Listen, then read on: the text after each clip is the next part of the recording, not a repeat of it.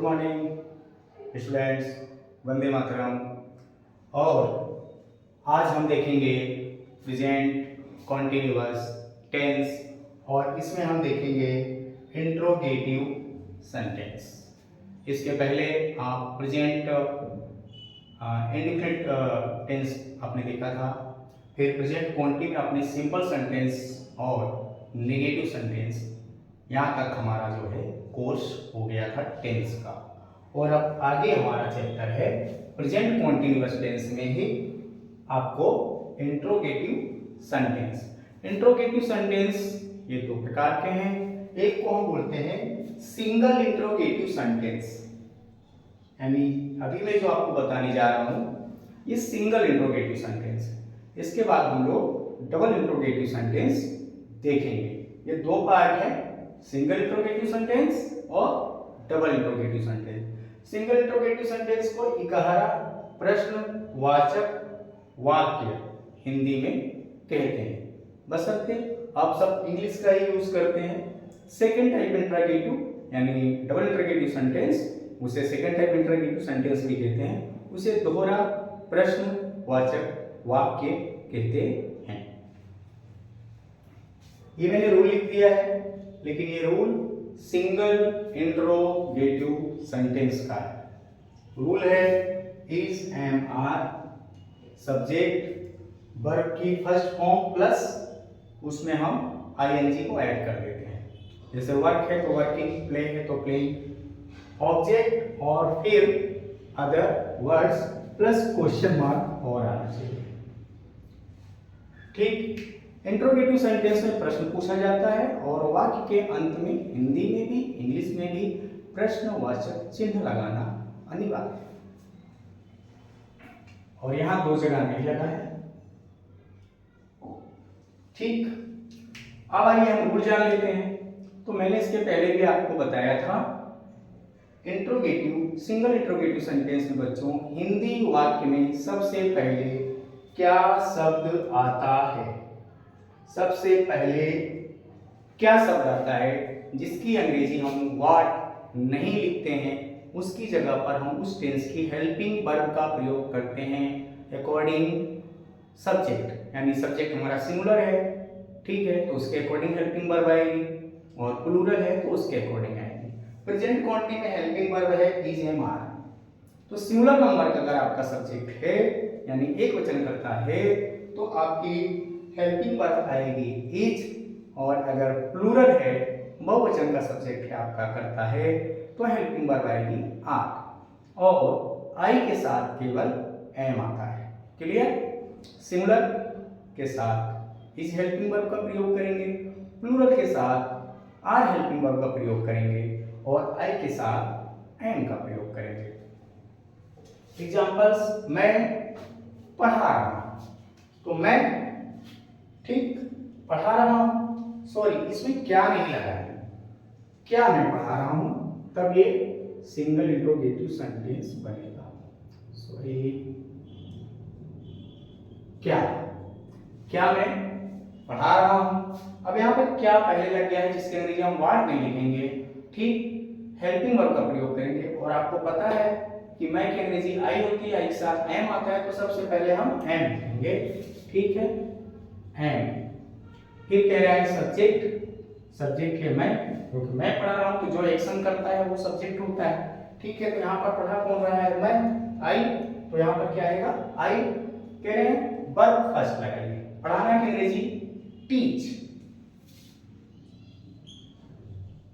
और टीच में हम आईएनजी को प्लस कर देंगे, टीचिंग।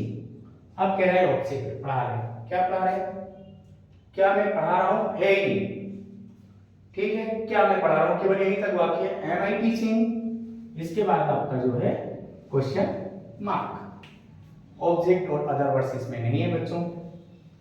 क्या मैं अंग्रेजी पढ़ा रहा हूं, अब यहां पर आपको ऑब्जेक्ट आएगा कि क्या पढ़ा रहा हूं, अंग्रेजी पढ़ा रहा हूं, तो बिल्कुल सेम ऐसा ही होगा, एम आई टीचिंग इंग्लिश। क्या पढ़ा रहा हूं, इंग्लिश, तो क्या लिखेंगे, इंग्लिश और क्वेश्चन मार्क। क्या शब्द तो पहले आया तो हेल्पिंग वर्ब लगाइए, सेम पूरा ऐसा ही है, केवल इंग्लिश वर्ड बढ़ गया है, वो हमने लास्ट में रख दिया, जो है ऑब्जेक्ट रखा जाता है हेल्प मेन वर्ब के बाद, ठीक, तो वो हमने ऑब्जेक्ट लगा दिया। अदर वर्ड्स इसमें नहीं है। अदर वर्ड्स जैसे कि मैं कहाँ पढ़ा रहा हूँ, स्कूल में पढ़ा रहा हूँ, क्लास में पढ़ा रहा हूँ, रूम में पढ़ा रहा हूँ, ठीक है, तो वो अदर वर्ड्स में आ जाता। यहाँ पर अदर वर्ड्स नहीं है, तो इंग्लिश ऑब्जेक्ट लिखने के बाद आप क्वेश्चन मार्क लगाएंगे। क्या तुम अपना काम कर रहे हो, तो यू, ठीक है, तो इसके साथ में हम हेल्पिंग वर्ब लगाते हैं are you doing your work, अपना काम, योर वर्क। क्या रमेश खेल रहा है, अब यहां पर आ गया आपका जो है नाउन, प्रॉपर नाउन है, ठीक है, लेकिन रमेश है, ये है एक वचन का कर्ता, सिंगुलर नंबर, एक वचन कर्ता के साथ में हम हेल्पिंग वर्ब इसका प्रयोग करते हैं, ठीक, और रूल के अकॉर्डिंग हेल्पिंग वर्ब पहले लिखते हैं, तो क्या आएगा यहाँ पर इज, सब्जेक्ट आपका क्या है रमेश, क्या कर रहा है ये खेल रहा है, क्या रमेश खेल रहा है, तो प्ले, प्ले में हम लगाएंगे आईएनजी, हो जाएगा आपका प्लेइंग, क्या रमेश खेल रहा है।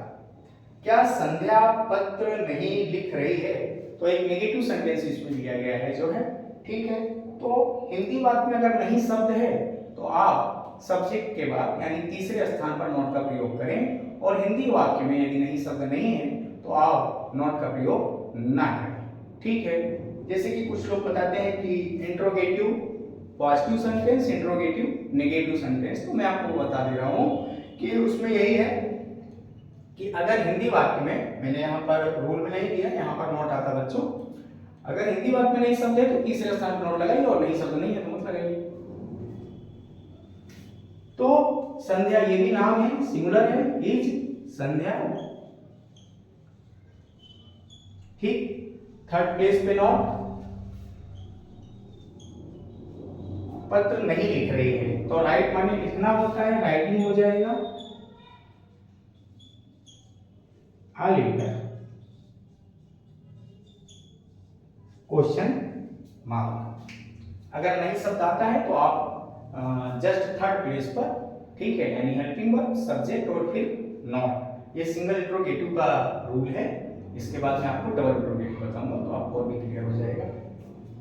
क्या प्रधानमंत्री कल आ रहे हैं, तो देखिए कि जो पूर्व नियोजित योजनाएं होती हैं या निर्णय होते हैं या कोई कार्यक्रम होता है जो है, ठीक है, तो उसमें भी ये प्रेजेंट क्वांटिटी का यूज होता है। जैसे हम अगले वर्ष कार खरीद रहे हैं, हम अगले वर्ष घर लेने जा रहे हैं, ठीक है, मैं ये काम करने जा रहा हूँ, ठीक, तो उसमें आपको देना होता है जो है कि फ्यूचर टेंस से रिलेटेड जो है वर्ड देना होता है, ताकि पता चले कि ये काम फ्यूचर में होगा जो है, ठीक है। इसका ट्रांसलेट देख लें आप कि क्या प्रधानमंत्री कल आ रहे हैं, तो क्या, तो इज, ठीक है, प्राइम मिनिस्टर,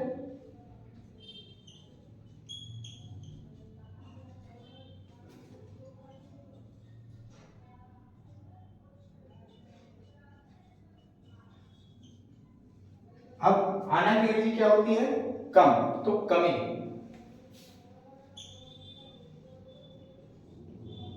कल, टुमारो, ठीक, is the prime minister coming tomorrow, क्या कल प्रधानमंत्री आ रहे हैं। क्या हम अंग्रेजी नहीं सीख रहे, तो यहां पर भी नेगेटिव सेंटेंस लिया गया है, हम, तो हम प्लूरल है, तो आएगा आर वी नॉट, सीखना का अंग्रेजी लर्निंग, क्या नहीं सीख रहे हैं, इंग्लिश, क्वेश्चन मार्क। देखिए यहां पर भी जो है थर्ड प्लेस पर नॉट है, हेल्पिंग वर्ब, सब्जेक्ट और फिर नॉट। डबल इंट्रोगेटिव सेंटेंस होता तो नॉट का जो है चौथा स्थान हो जाता, क्योंकि फर्स्ट प्लेस पर WH वर्ड यानी प्रश्नवाचक शब्द बढ़ जाता। क्या वे मैदान में खेल रहे हैं, तो ये भी आपका प्लूरल सब्जेक्ट है, आर दे, इसीलिए मैंने अलग अलग सब सब्जेक्ट लिए हैं। Playing in the ground,